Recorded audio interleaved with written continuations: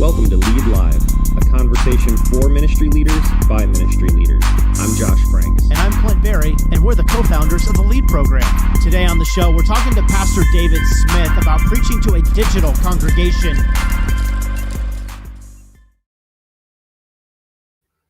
Hey, welcome into another edition of Lead Live. My name is Clint Berry, alongside Josh Franks. Josh, how are you today, buddy? Good to see you. I'm doing well. How about you? How was your weekend? Oh, it was great, man. Slowed it down a lot. I mean, we've been pounding it all week, just slowed everything back, and it was very nice. I still found myself doing a little miscellaneous categorizing of files, but I feel on top of the stack. How about you? What'd you guys do? Nice. We actually were able to schedule a couple of appropriately socially distanced for our kids, and that was really good for everyone. We went with them and hung out with parents, and it was beautiful. I think it was a good reset for everyone. Yeah, that's good. I'm starting to hear more and more people trying to say, okay, it's time for us to get back together, but you sit on that side of the 8-foot table, we'll sit on the other side. I think long tables like Batman style are going to be back in vogue. So that's going to be good for the foreseeable future. And it's going to be good to be back with family and friends, as many states around the United States will roll out their kind of back to work plans over these next several weeks. That's right. But can't wait to get back to church, man. It's going to be fun to get back in the presence of everyone. But in the meantime, we're still talking leadership on Lead Live. And today, our topic is about preaching, Josh, something that you and I love to do. But as you have been preaching to a digital congregation, having digital conversations in congregations, what have you found that has been maybe a bit of a hurdle to overcome in your communication in these past 6 weeks or so? Yeah, I don't know about hurdle. I think for me, one of the things I realized is how unnatural I started, overly rigid and enunciative and all of those things. And I think at this point now I've gotten to a pretty normal cadence, rhythm, and pattern and all of those things. But not having someone to look into the eye, in their eyes was a big change at first. Yeah, absolutely. Not having that body feedback and eyes or a head nod or even the snore on the front row, Sure. Very different, And so, but being able to have that engagement and interaction, feeling like there's an audience behind that little light is super powerful. So today's conversation is going to focus on, I'm so excited for it, Pastor David Smith is joining us, and he's going to help us think through preaching to a digital congregation. So David, join us. Hey, good to see you. Great to see you. Thanks for having me on. Of course, We're glad to have you. Thanks for tuning in. We're looking forward to hearing more from you. So David, introduce yourself, please. That'd be great. Okay. I pastor a church in Dayton, Ohio. And if you're following along and you're wondering why Dayton, I am too, actually. Came here 22 years ago. No mountains, no water, but just great people. Been a lead pastor there. We've got 5 campuses. We launched a campus right before COVID-19, so that was campus number 6, and it looks like we may have to pull them back in. But digital preaching is a really important topic. So thanks for having me on. Yeah, we can't wait to have your insight into this medium because it has changed. I mean, sermon length, even maybe preparation, who is the audience now? A lot of times, if we still consider who's in the 4 walls, that's no longer actually the audience. It's not a complete picture of who the online audience is. So we're getting into those topics and a lot of other things. But Josh, I want to kick it to you. Any good starter questions for David in our hour? Yeah, David, I think we would just love to hear how you what was your previous kind of experience and preparation for preaching, especially with campus ministry. Your sermons are broadcast to those campuses, but you had people in the auditorium where you were preaching. So what was that like? And now what has changed now that while there's some ministry people there, it's not the same experience of having a room full of people that you're engaging with. So what was it like before, and what are some of the things that you've changed and adapted for now? So we with our campuses, we had a digital platform, but it is completely different. And I hear you, Josh. When we first started with campus ministry, which for us was self-defense, it wasn't because it was the cool thing to do. It was because we didn't have any more room. And so what do? Tear down a building and build a bigger one? I just don't think it's sustainable. So we thought, where are the people? Let's go to them. And we used the digital platform, and it was awkward. I'm just going to be honest with you. It was really awkward because you've got this group of people in front of you, whether you got 50 or 5,000, there's a group of people in front of you, and you go into ministry because you care about people, right? Right. And all of a sudden you got this camera, and what do you do with it? Do you look at it? Do you stare at it? Do you not look at it and act like, they're just sort of watching you as you speak? And so over time, I've had to transition to realize that when I speak directly into the camera, I'm looking everybody right in the eyes. And so that has really helped me, before COVID-19. Now with COVID-19 coming, it's a whole new thing where in the middle of a message, I'm preparing to give people an opportunity to respond in a chat, like right in the middle of a message, to say, hey, what do you think? Give me an answer. Or do a poll, or say, hey, if you had the opportunity, what would you do? And they get to respond right there with hosts that are along. So it's a totally different thing. Digital platform is here to stay. I totally agree with you. And I think a lot of ministry leaders are experiencing that shift in dramatic ways, whether they were ready for it or not. And so I appreciate you talking about just how you've shifted your even preaching style from what it was pre-COVID to now to really trying to get people engaged during the sermon. That's a really beautiful thing. So explain a little bit more about what you're trying to do now as you're preaching with. So before, it was like I had an audience and there happened to be a camera in the room and people were sort of following along. That the digital platform or the online campus was kind of like, if you couldn't make it, at least we have something for you. Right. Yeah. And now it's like you're looking into the camera and you're trying to pull them into the room. I almost feel like I'm emotionally trying to pull them right into the room or push me into their living room so that we're having a conversation in their living room. And trying to make the conversation so it doesn't feel like it's a one-way communication, so that it feels conversational, it feels very relaxed. And so there's a transition that takes place in your preaching.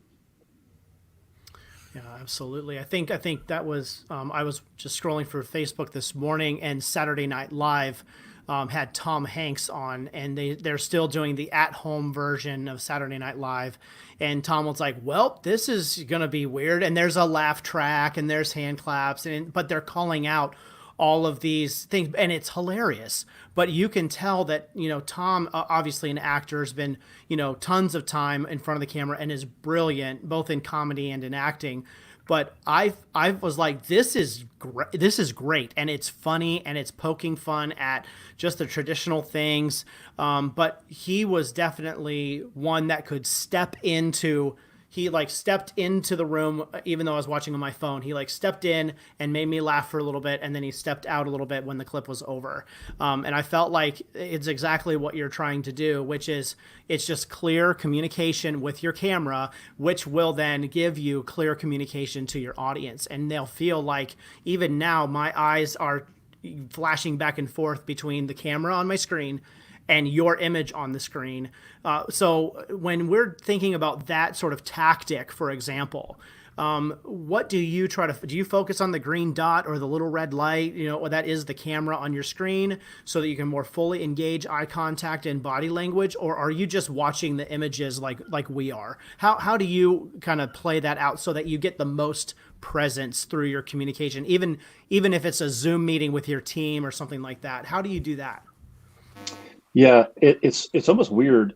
I look at the camera like I have a relationship with it, as if it's a person. So I stare right into that lens, and I imagine myself having a conversation with my wife or a good friend in the church, where I'm sharing with them the things that God has taught me as I studied, and said, "Hey, let me show you what I've learned." And then somewhere in the message, give them an opportunity to sort of respond back, even though there is no response. Yeah. And unless you're a pro, like, the guys on Saturday Night Live, humor is really tough on the digital platform because you don't have any cues. Timing is, so one thing I would say though, is just be yourself, because the people love who you are. And so just be yourself. You can't try to emulate some other person. It won't work, frankly. And the more you share of who you are, I think the more it endears people. And so people have a connection even to the digital image, even though they're not there. Yeah, absolutely. So is there anything that you're doing in your study or preparation for preaching that was different pre-COVID-19, or are you diving in the same kind of way in terms of preparation? Let's start there and let's work all the way to delivery. So is anything changed for you in terms of preparation? In preparation, no. I still want to be able to give hope through a message. Mm-hmm. And it seems like everything else has changed. So we're trying to create as much stability in our digital opportunity as we can. So I'm still preparing the same. What I do, though, is then after the prep is finished, I go back and look at it and say, if I were on the other end of the camera, would there be moments where I want to respond, like a question, and give people a chance to actually do it, right? Yeah. Or prayer time where you actually pray and you let people respond back in prayer. So you sort of have two preparations, or at least I do, right? Prep for the opportunity to give hope and spread it, but then look at it from the other angle. So I sort of flip the script, if you will, and look at it and say, where are opportunities for people to comment or to respond in that way? That's great. That's good. So preparation stage then moves into a bit of the communication with your team, music, the setup. Is there going to be, anything else like that? So talk about then the communication. So you've prepped, you've thought about some of these activities. Now I'm assuming you're going to bring in a worship/production sort of team into that.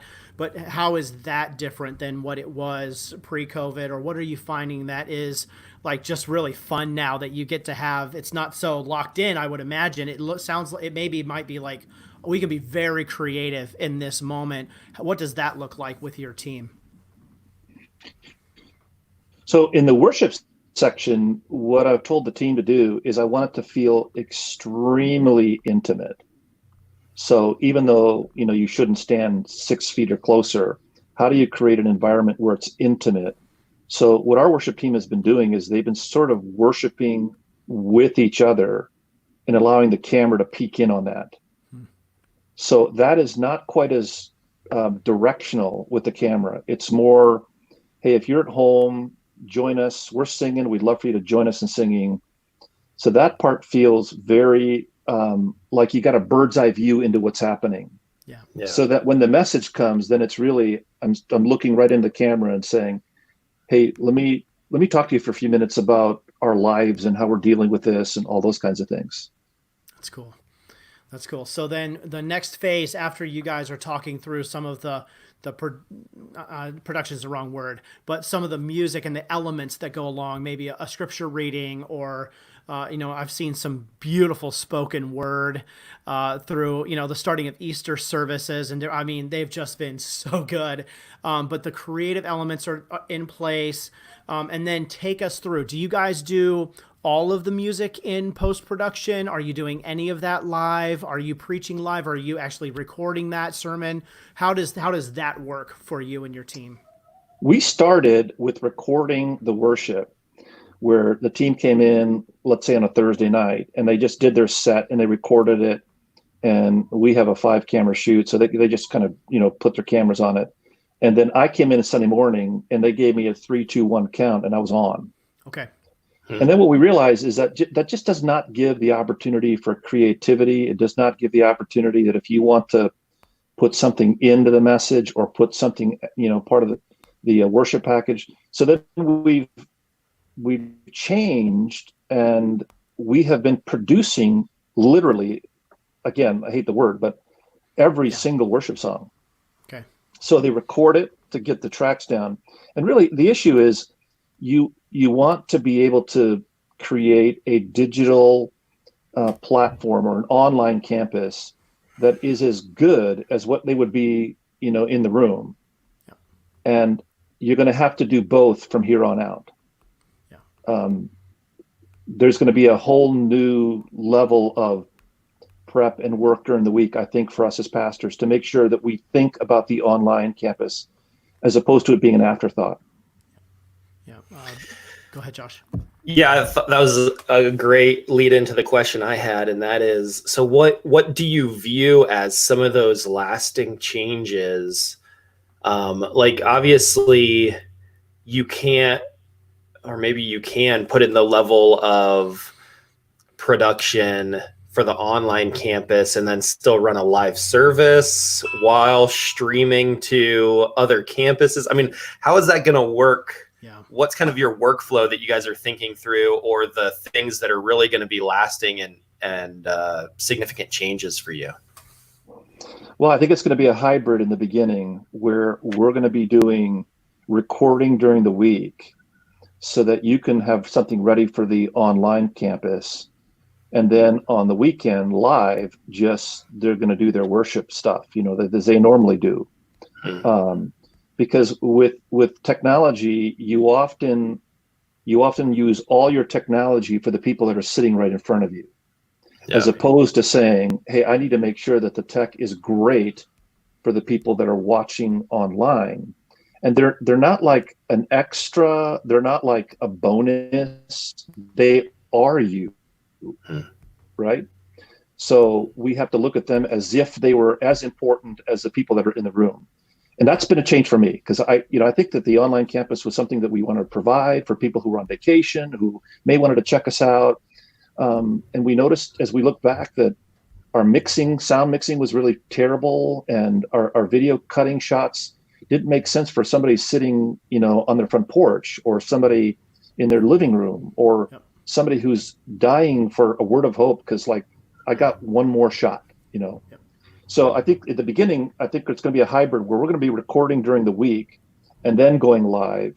And then we're going to get to the place where we'll have enough staff that we can do live and have it split off so that we'll be able to think of both audiences at the moment. At the same time. That's At right. the same time. Yeah. That's right.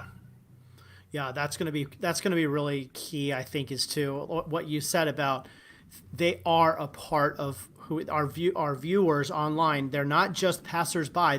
And we were talking before the show, David, about your website is no longer a billboard, right? It's not an online billboard.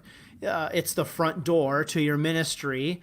And so just as you're going to prepare and sweep and clean things up walking into the foyer, you're going to make sure that online presence, your webpage, that they're going, where do I go for the service? I mean, it's the same thought process. It's like, oh, there it is, click, and so we're right in the front door. And now I should be not just a voyeur, if I can use that word, onto what the church is doing because I'm outside of it, but I'm actually included in it but in a digital way. And so I love the way that you're talking about that. That'll be fascinating to watch and for your team to grow in doing both of these environments at the same time.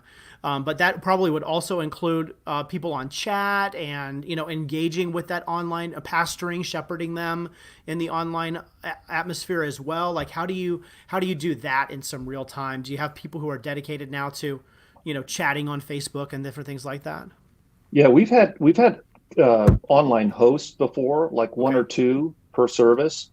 And what we've realized is that if you're really going to connect with your digital audience, what happens if 50 people have a question and they want a serious answer, but they don't want to do it publicly, right? So you take them into another chat room and you have a dialogue with them, like you're having a conversation. Yep. And it sometimes can be very confidential. So what we've seen and what we've done actually is repurposed a lot of our staff who are really tech savvy so that we'll have 30 people hosting or helping during each of our services, so that we're actually trying to pull those people, to use your word, that may be voyeuristically looking in, and we're trying to pull them into a dialogue. And because they may be afraid, and they may be at a spiritual level where they're like, I need help, but I don't know how to do that, and I don't know if they're open to that. And so we're seeing the digital platform as not just a window, but it's really an opportunity for discipleship. That's good. That's good.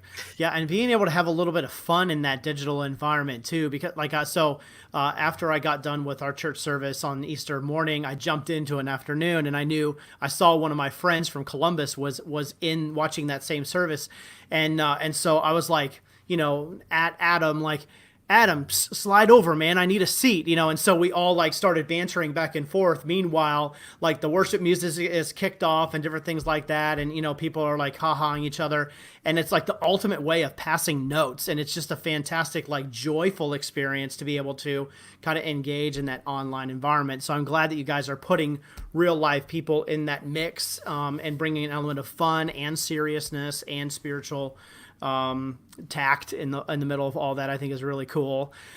So tell us more about, so that now the delivery is happening, right? And we've talked already about making eye contact, having a relationship with the camera, kind of visualizing, a loved one that you have, or, a person that you're just sitting down having a chat with and you really want to communicate to. But walk us through some other of those elements of the delivery so that our pastors and ministry leaders can kind of go back and capture some of these ideas as they're going to try to put them into play, probably some of them this coming weekend. Okay. So one thing I would say beyond the things I've already said, develop a relationship with the camera. Stare into the camera. Don't look anywhere else. I know there's some guys that I've been watching who are kind of looking this way and looking this way to try to make it feel like they're, connecting with a lot of different people. Everybody knows there's nobody there. So stare right into the camera, just lock in. But as you lock in the camera, don't become locked in your body language. Be relaxed as if you're talking to your best friend. Second thing I'd say is when you're over exaggerated in your demeanor, it may feel disingenuous to you to come, to be really alive and to have strong body language. It comes across really, really well on camera, because the people seeing it feel like you're energetic and you're passionate and you're ready to go. And as opposed to, being camera shy and being very stiff and stoic. And I love that. Right. I think I've seen some people preach like that. Yeah. I don't know what to do. Yeah, there's deer in the headlights where they're so an over-exaggerated demeanor will actually carry off really, really well. The other thing I would say is, if you can do it, try to get away from notes and figure out a way where you can mind map some of your comments and put them back into a conversation, as opposed to just, preaching your message, because it comes off really, really well on camera when you do that. So give us a good example of what you mean there, just to make sure that everybody's really clear. Do you have a good example of what that might look like as the preacher is trying to do what you're saying? So take your, let's say you have 3 points, I don't know, whatever. Mind map it in your head of what you want to say. And if it's not said perfectly, it's okay. Just make the conversation then to where even if you make mistakes, own them and move on, because then it makes you feel very, very personal, like you're, sitting in their person's living room and having a dialogue. So mind map, what I do is I take an idea or a point and I mind map where I want to go with it, just to 3 or 4 things. And I commit it to memory to where then I can literally focus on the camera and you don't feel as if like, you're stuck to the camera and, oh, should I look at my notes or not? Because you've already got it inside of you. It's already filtered inside of you. So one thing you could do is, if you're a little skittish, about some of these new things, try a video and then watch yourself. And what I have told some of my staff is try a video. And the first thing you got to do is watch it with no sound. Because when you watch it with no sound, you pick up on your body language on what is coming through. And then do it a second time and listen to it, but don't watch it. Because then you get a feel for how you're coming across in terms of your cadence. What I find is that people, when they're on a camera, they have a tendency to talk much faster because they're not sure about, people are watching them. So slow down and listen to yourself.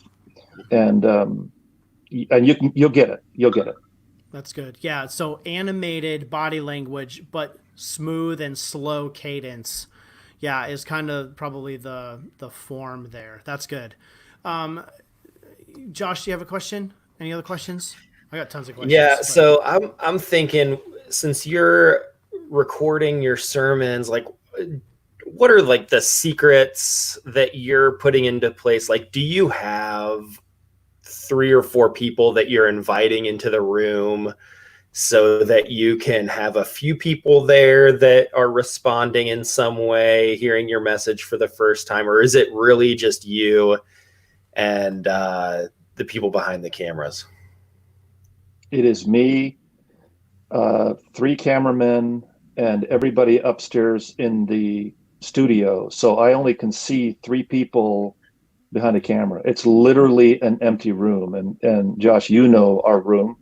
It's a big empty room, big room, and it's cavernous. And what's interesting is that I've actually had to have the sound in the room. In other words, when the audio is not going into the room, it throws me off. So I actually have to hear the sound in the room because it makes it feel like there's people in the room when there's really not anybody in the room, But it's a transition, and I wouldn't be afraid of it because, as I said in the beginning, digital's here and it's going to stay, and we're going to have to get really good at this. So, it's you just learn to do it. And fortunately for me, the transition came way before COVID-19 because we had campuses. Okay. And so I'm much further along the line than some people are, but you'll get there. You'll get there. Yeah. If you work at it, it's a skill that you worked at, you'll get there. So how long was it before you started feeling comfortable preaching in front of a camera? I'd say about a month. Okay. I started doing a Saturday night service that we recorded and then sent to the campuses. And I kept saying, good morning. I kept saying references to, so I had to learn a new language, about that. And there's a new language that you use on the digital platform. Instead of, hey, great to see you. It's glad you're with us. So think through statements that you're making that would make sense to, you want to acknowledge the fact that you're using a camera, but then you want to back away from that and try to be with them, it's difficult because you want to use language that recognizes that you're on a digital. Nobody's kidding themselves, right? Right. We're using a digital platform, but I want to try to get real with you. Yeah. Yeah, that's good.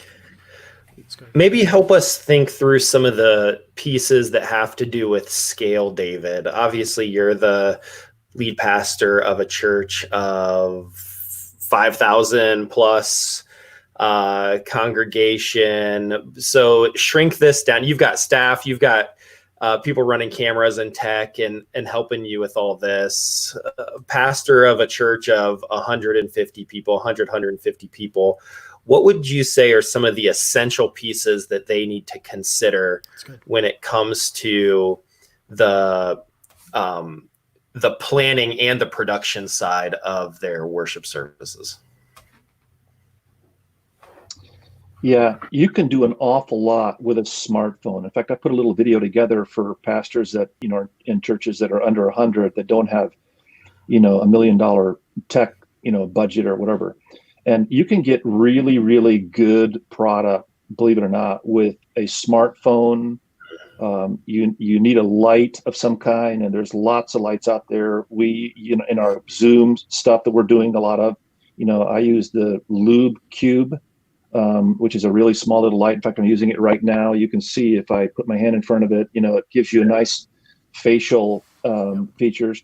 And then to get a mic, a small mic, you can buy mics from Amazon that plug right into your phone, and a tripod, and preach away, but watch it, practice and watch it. I think a lot of guys are afraid of the technology, and so they just want to do it. Let's just get it done. Yeah. But you got to get really good at it, and it takes a little effort. I would encourage guys that don't have lots of equipment, get a smartphone, get a mic, get a light, and preach a message, and then watch it. The good news about pre-recording is that you can do it again and again and again if you have to, right? Yeah. And chances are your third one will probably be better. Or sometimes, you're one and done, and that's okay. You can't wait to the last minute though, right? Because then you get what you get. Right. But you can do it. It's not, you get a YouTube channel. It's as simple as getting a YouTube channel. You can put a link right on the front page of your website. And the more you get comfortable with it, the more you can tease people. In fact, what I do on Sundays is tease people and say, I'll tell you what, come back Wednesday at 7, and I'll give you like a sermon extra or a conversation that goes beyond the message. That's good. And we'll have a dialogue. That's good. Which gives you just more comfortable, sense about the technology. Yeah, absolutely. And just to bring this up, we have a whole Lead Live conversation about talking tech, and you can find that on Facebook /LeadCMA/live. But we have a whole mics, plugs, phones. Like you can go in and you can see some of that down and dirty tech, like David is talking about.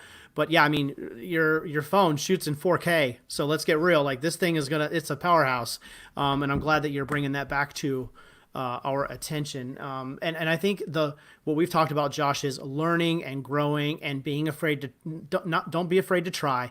Now is the time to try. Everybody is trying to figure this out, right? And so figure it out, get better at it, work at it, get your team to watch, take good feedback and be open. But Yep. Now is the time to really learn and to execute another skill. I mean, who knew we'd all be televangelists, but here we are, and we need to get better at this as a skill, like David said, that we need to really get on top of. David, I am, one thing I would say is that, go ahead. Yeah. Yeah, I was going to say one thing, that I just want to slip in here real quick is that I think churches are going to have to get to the place where they're not afraid of purchasing equipment. A lot of churches, it's unspiritual to buy tech equipment because, you could use it for ministry.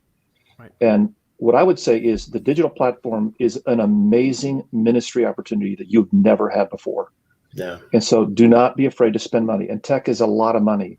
For $5,000, you could get quite a bit of tech that will take you a long way on the digital platform. And if you have it and you need to perhaps, reinvest your money, I would say do it. Because we have an infinite message and we have an infinite cause that we cannot do it like it was before. Oh, that's good. Yeah, that's good. There's a comment that I would like to throw at you, David. So I know in some setups you're talking about a mind map, like keep the notes in your head and go for it, just maintain eye contact. I've seen a couple of guys with some setups like they have their camera and then they basically have their own teleprompter, which you can get an app for your iPad or your phone. You could even set up, a display like PowerPoint underneath that camera. So do you know of any other cheats, or have you used any other kind of cheat devices other than your Podium and notes like you would normally have? Are there any advices that you could give to if you need to have notes, you're not really confident in your head about all the things that you want to display? What would you say?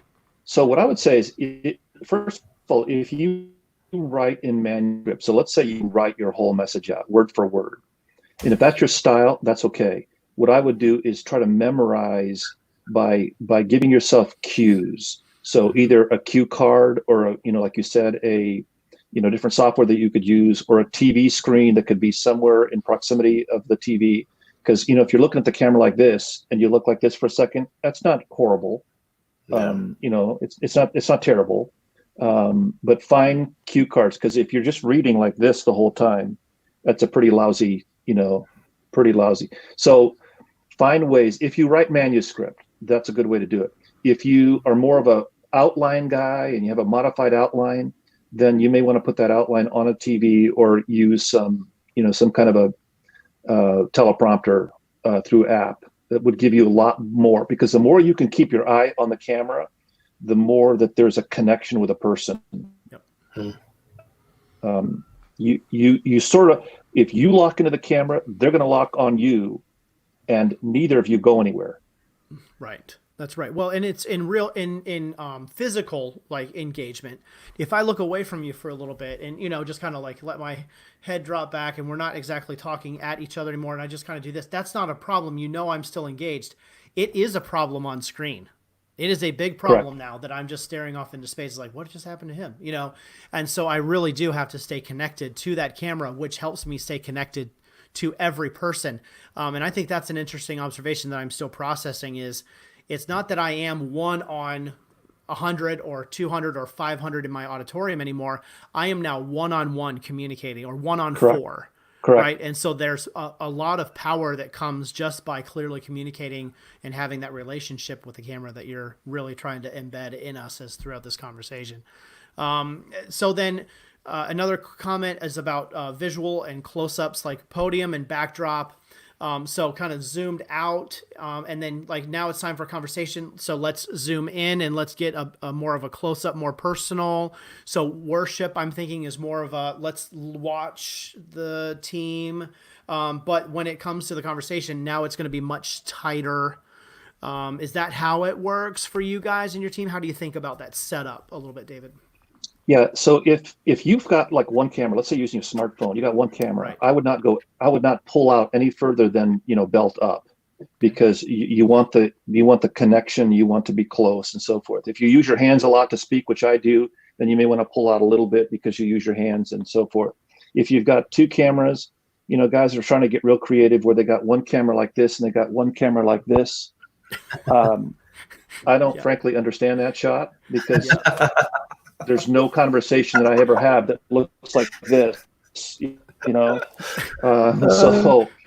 if you have two cameras, I would say have one camera in tight and one camera in very far, yes. But the closer you are, I think the more intimate it becomes. And don't be afraid, with lighting and so forth, with 4K images, don't be afraid of using some kind of makeup if you have to, because it gives you a warmth, or filters on your lights. Right. It gives you a warmth.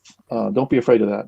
That's good. Yeah. So like a KISS band member is what I'm going to be going for this coming Sunday. Yeah, I went with the Joker smile Sunday. Yeah.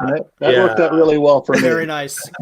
If you want people to comment in your comments section, that's all you have to do, man, is just something off the wall. That's right. Absolutely. Yeah, no, I like what you're talking about with to go with two cameras. Now, as soon as you do that, now you're you're getting a bit more advanced, like you're going to have some type of software to flip those two cameras back and forth. So the more we build in, the more we have to play around and the more we have to experiment.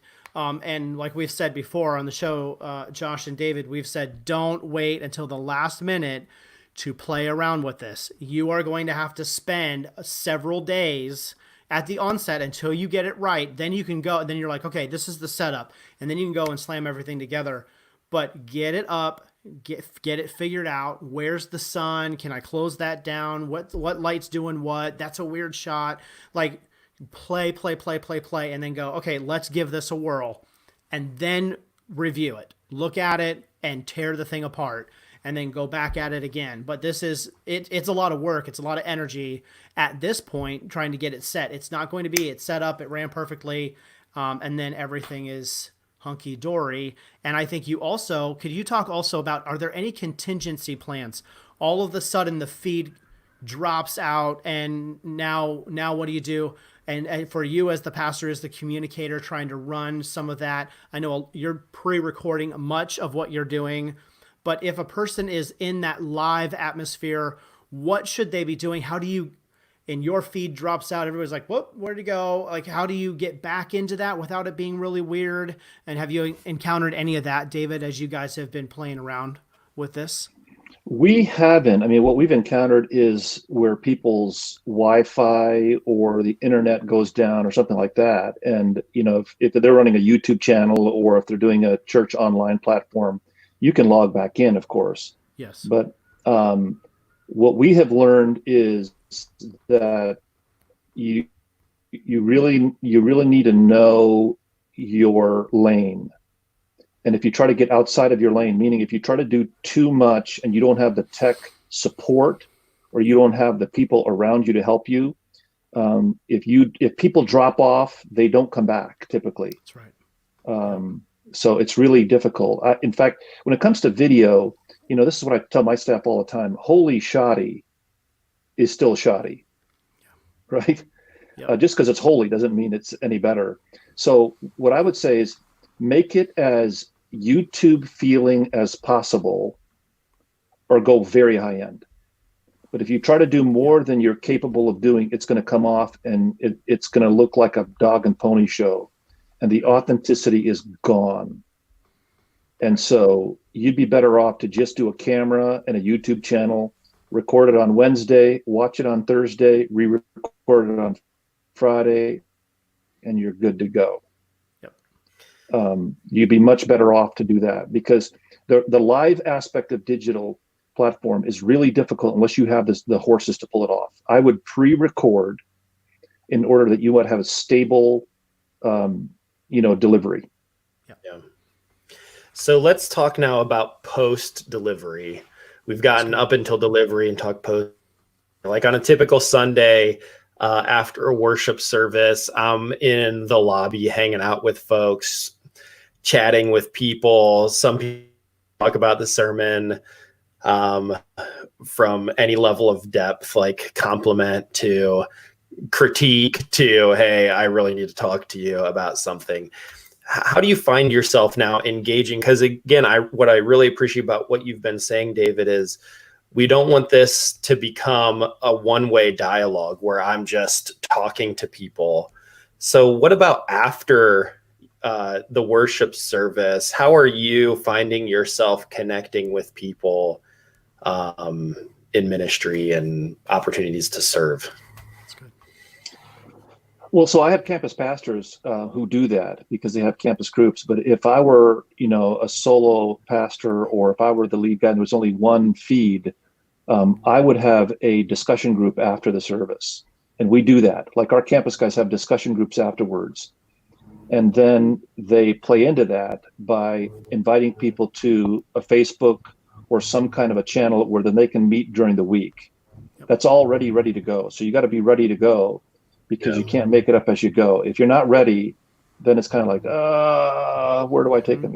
So, but if you've got preset, like, hey, we're going to meet, every day at 8 a.m., which we do. We have a prayer meeting at 8 a.m. And by prayer meeting, I mean like they gather online and the campus guys take prayer requests, or there'll be scripture read and a prayer that will happen, sometimes the Lord's Prayer, but just a connection point.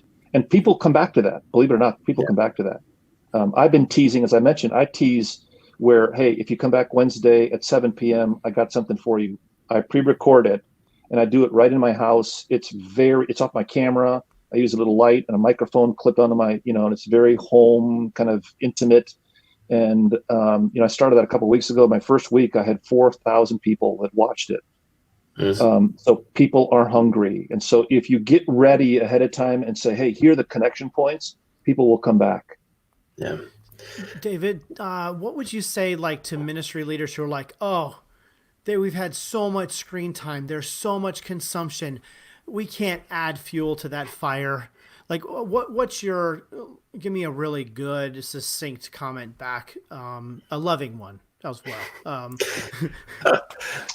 Yeah. Well, you gotta look at this as the new normal, and we're not going to do church like it was. In fact, if you're looking to go back to do church what it was, you're going to miss the boat. So, that's where we have to see ministry as constantly changing, constantly looking to the next generation, constantly thinking about how we're going to reach people. And so what I would say is think of your digital time as your pastoral care. So think about all the pastoral care that you haven't been able to do, hospital visits, people's homes, whatever. Think of your digital FaceTime as your new pastoral care, because that's really what you're doing, and then all of a sudden it doesn't become quite as cumbersome because you're caring for people. And even if you hate being behind a camera, realize that they love you behind the camera. So that love ought to motivate you to want to be on the camera.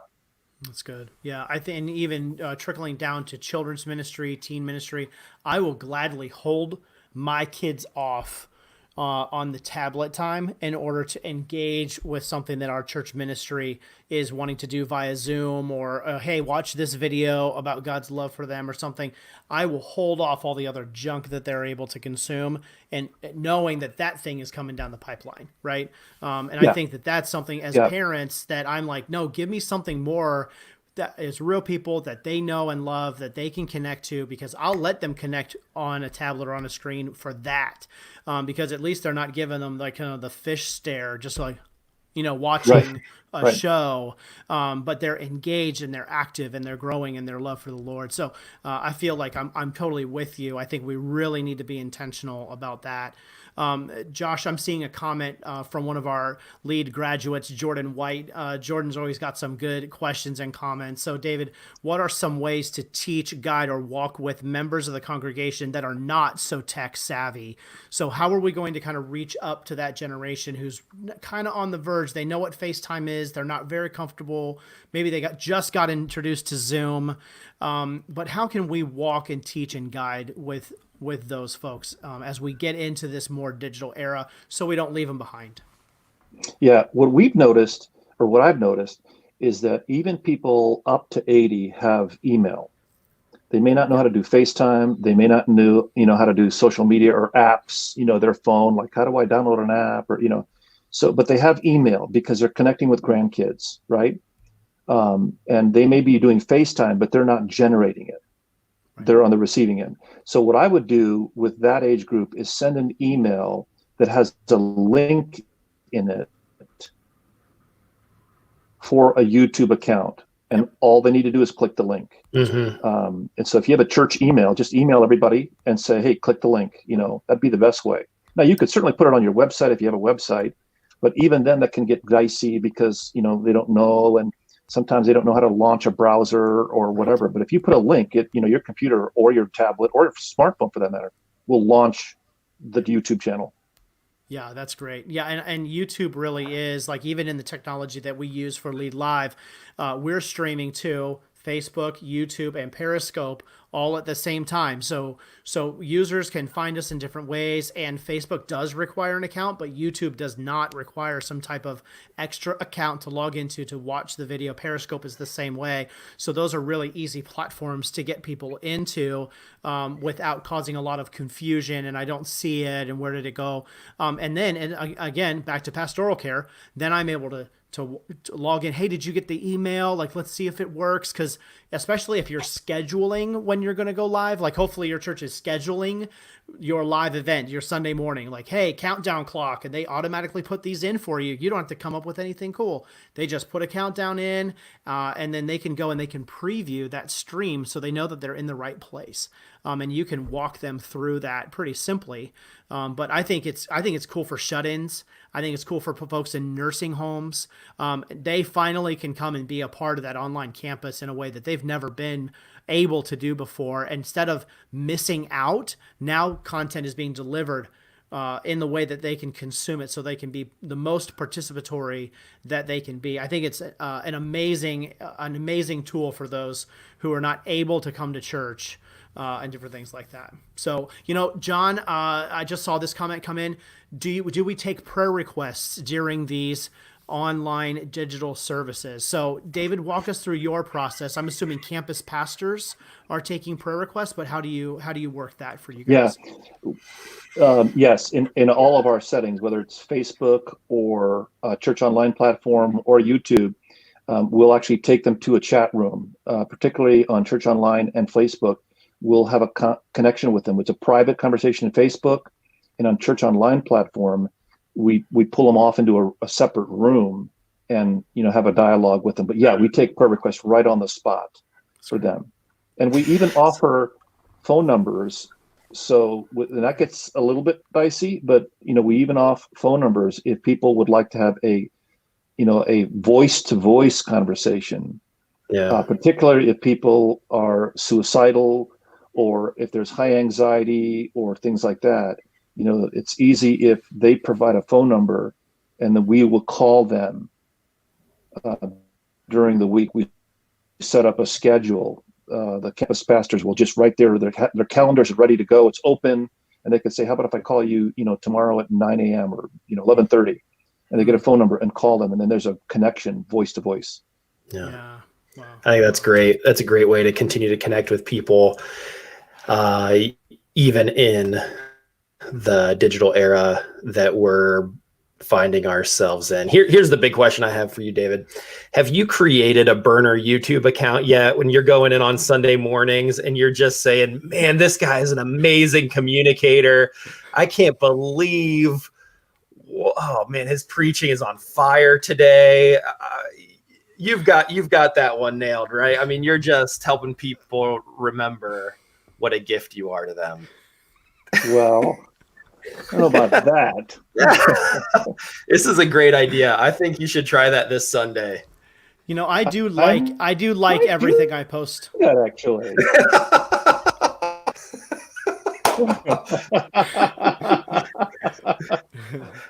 Here's the deal. I've got 4 adult sons, and so I got all the critics I need, man. I'm telling you.